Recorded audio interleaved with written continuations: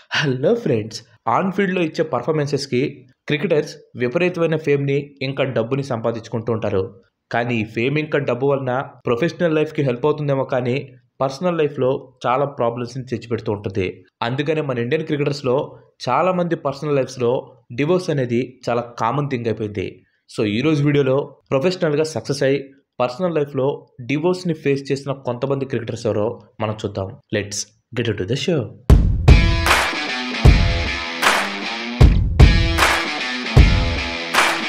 Hardik Pandya. Indian allrounder Hardik Pandya తన టాలెంట్తో international stage మీదకి దూసుకొని వచ్చాడు. హార్దిక్ పాండ్యా పర్ఫార్మెన్సెస్ అతనికి డబ్బుతో పాటు ఫేమ్ను కూడా తీసుకొని వచ్చింది. దాంతో నటాషా అనే సెర్బియన్ మోడల్తో రిలేషన్షిప్ని మొదలుపెట్టాడు హార్దిక్ పాండ్యా. కోవిడ్-19 టైంలో వీళ్ళిద్దరు సీక్రెట్గా పెళ్లి కూడా చేసుకున్నారు. అండ్ అదే సంవత్సరం వీళ్ళిద్దరికి కొడుకు కూడా పుట్టాడు. 2023 ఫిబ్రవరి 14వ తారీఖున రాజస్థాన్లో వీళ్ళు గ్రాండ్గా పెళ్లి కూడా చేసుకున్నారు. అయితే హార్దిక్ పాండ్యా లైఫ్ స్టైల్ని అతని లార్జర్ దాన్ లైఫ్ పర్సనాలిటీతో నటాషాకి ఇబ్బందులు మొదలయ్యాయి. హార్దిక్ లాంటి హైపర్ యాక్టివ్ పర్సనాలిటీ ఉన్న వ్యక్తితో లైఫ్ లాంగ్ రిలేషన్షిప్లో ఉండటం కష్టమని చెప్పి నటాషా హార్దిక్ పాండ్యా నుంచి డివోర్స్ని తీసుకుంది.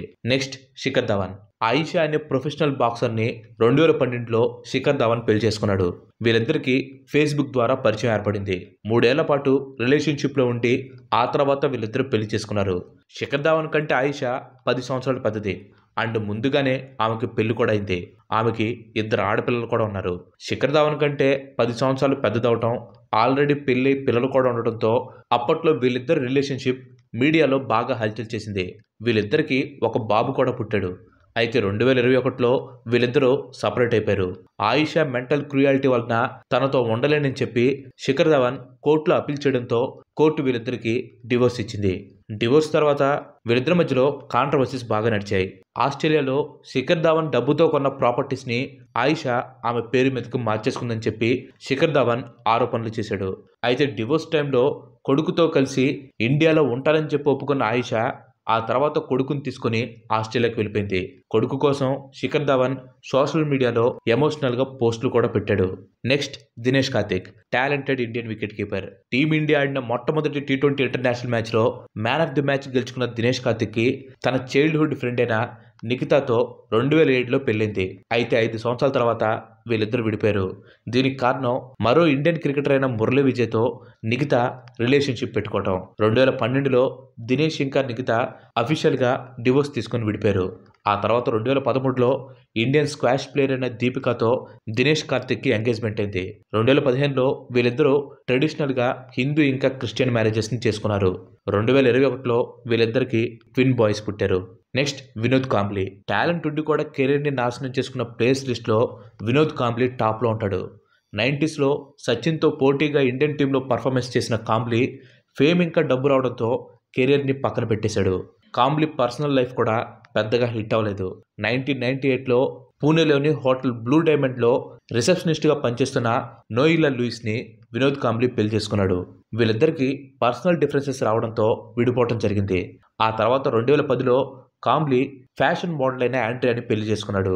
2010లో వీళ్ళిద్దరికి ఒక కొడుకు కూడా పుట్టాడు. అయితే రీసెంట్గా ఆండ్రియా డొమెస్టిక్ వైలెన్స్ చేస్తున్నట్లు వినోద్ కాంబ్లీ మీద పోలీస్ కంప్లైంట్ ఇచ్చింది. Next Mohammad Azharuddin. Indian cricket team మాజీ కెప్టెన్ మహమ్మద్ అజారుద్దీన్ 1987లో నౌరీన్ని పెళ్లి చేసుకున్నాడు. వీళ్ళిద్దరికి 2 కొడుకులు పుట్టారు. 1996లో అజారుద్దీన్ నౌరీన్కి డివోర్స్ ఇచ్చేసి యాక్ట్రెస్ సంగీతాన్ని పెళ్లి చేసుకున్నాడు. అజారుద్దీన్కి మల్టిపుల్ ఉమెన్తో అఫైర్స్ ఉన్నాయనే రూమర్స్ రావడంతో 2010లో సంగీత డివోర్స్కి ఫైల్ చేసింది. Next Mohammed Shami. Indian star pacer Mohammed Shami personal లైఫ్లో కాంట్రవర్సీస్ అప్పట్లో బాగా హల్చల్ చేశాయి. మొహమ్మద్ షమి 2014లో మోడల్ అయిన హసీన్ని పెళ్లి చేసుకున్నాడు. వీళ్ళిద్దరికీ ఆర్య అనే కూతురు కూడా ఉంది. 2018లో మొహమ్మద్ షమి మీద డొమెస్టిక్ వైలెన్స్ ఎలిగేషన్స్ వేసి హాసిన్ షమి నుంచి సపరేట్ అయింది. షమి మీద డొమెస్టిక్ వైలెన్స్ ఎలిగేషన్సే కాదు, మ్యాచ్ ఫిక్సింగ్ ఎలిగేషన్స్ కూడా చేసింది.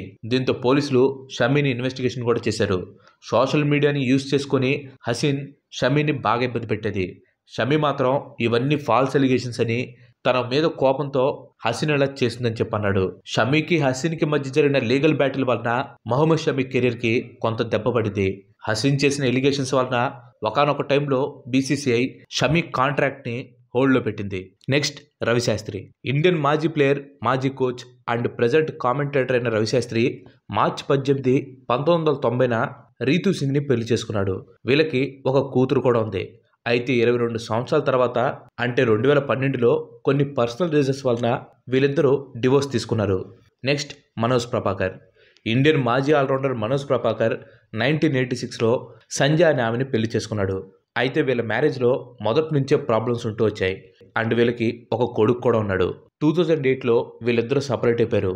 మనోజ్ డౌరీ కోసం హెరాస్ చేస్తున్నట్లు సంధ్య ఆరోపణలు చేసింది. దాదాపుగా 5 ఏళ్ల పాటు లీగల్గా బ్యాటిల్ చేసిన తర్వాత 2013లో వీళ్ళిద్దరికీ డివోర్స్ అయింది. ఆ తర్వాత మనోజ్ ప్రభాకర్ ఫర్హీన్ అనే యాక్ట్రెస్ని పెళ్లి చేసుకున్నాడు. వీళ్ళకి 2 కొడుకులు కూడా పుట్టారు. నెక్స్ట్ క్రికెటర్ దగ్గరికి వెళ్ళే ముందు ఇంతవరకు ఈ వీడియో చూసారంటే ఈ వీడియో మీకు నచ్చిందని అనుకుంటున్నాను. మీకు కూడా నచ్చినట్లయితే ఈ వీడియోని ఖచ్చితంగా లైక్ చేయండి. అండ్ అలాగే మీరు మన ఛానల్కి ఇంతవరకు కనుక సబ్స్క్రైబ్ అయినట్లయితే మన ఛానల్కి తప్పకుండా సబ్స్క్రైబ్ అయ్యి పక్కన ఉన్న గంటని ఆల్ ఆప్షన్లో పెట్టుకోండి. ఆల్రెడీ లైక్ చేసి షేర్ చేసి సబ్స్క్రైబ్ చేసిన వారికి చాలా చాలా థ్యాంక్స్. నెక్స్ట్ జవగల్ శ్రీనాథ్. 90sలో ఇండియన్ ఫాస్ట్ బౌలింగ్ అటాక్ని లీడ్ చేసిన జవగల్ శ్రీనాథ్ 1999లో జోస్నా అనే ఆమెని పెళ్లి చేసుకున్నాడు. అయితే పర్సనల్ రీజన్స్ వలన 2007లో జోస్నా నుంచి శ్రీనాథ్ డివోర్స్ తీసుకున్నాడు. ఆ తర్వాత 2008లో మాధవి అనే జర్నలిస్ట్ని జవగల్ శ్రీనాథ్ పెళ్లి చేసుకోవడం జరిగింది. Next Chahal. Indian leg spinner అయిన చహాల్ ధనుశ్రీ వర్మ అనే యూట్యూబర్ కమ్ డ్యాన్స్ కొరియోగ్రాఫర్ని డిసెంబర్ 2020లో పెళ్లి చేసుకున్నాడు. కోవిడ్ టైంలో వీళ్ళిద్దరికీ ఆన్లైన్లో పరిచయం ఏర్పడింది. ఆ తర్వాత ఆ పరిచయం పెళ్లి వరకు వెళ్ళింది. అయితే రీసెంట్గా వీళ్ళిద్దరూ విడిపోతున్నట్లు రూమర్స్ అయితే విపరీతంగా బయటకు వస్తున్నాయి. అయితే చహల్ కానీ ధనుశ్రీ కానీ ఈ విషయంలో ఎటువంటి స్టేట్మెంట్స్ అయితే ఇవ్వలేదు.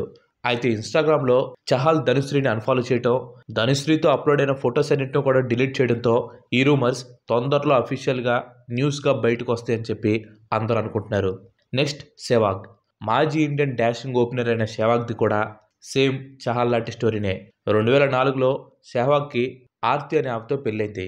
ఈ పెళ్లిని అప్పటి యూనియన్ లా మినిస్టర్ అయిన అర్జున్ జైట్లీ తన ఇంట్లో హెవీ సెక్యూరిటీతో హోస్ట్ చేశారు.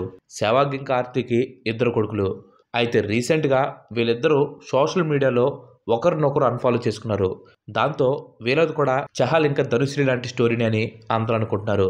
అండ్ ఈ రూమర్స్ మీద సెహ్వాగ్ కానీ ఆర్తి కానీ ఎటువంటి రియాక్షన్ ఇవ్వలేదు. సో వీళ్ళు గైస్ క్రికెట్లో సక్సెస్ అయ్యి పర్సనల్ లైఫ్లో కొన్ని అనివార్య కారణాల వల్ల డివోర్స్ తీసుకున్నా అలాగే తీసుకుంటున్నారని చెప్పి రూమర్స్ వస్తున్న కొంతమంది ప్లేయర్స్. Thanks for watching. ఈ వీడియో కనుక మీరు నచ్చినట్లయితే లైక్ చేయండి, షేర్ చేయండి. అండ్ అలాగే మన నెక్స్ట్ ఎపిసోడ్ మిస్ కావద్దు అనుకుంటే మన ఛానల్కి తప్పకుండా సబ్స్క్రైబ్ అవ్వండి. ఇంకో మంచి ఎపిసోడ్లో మళ్ళీ కలుద్దాం. Till then bye bye. Have a nice day.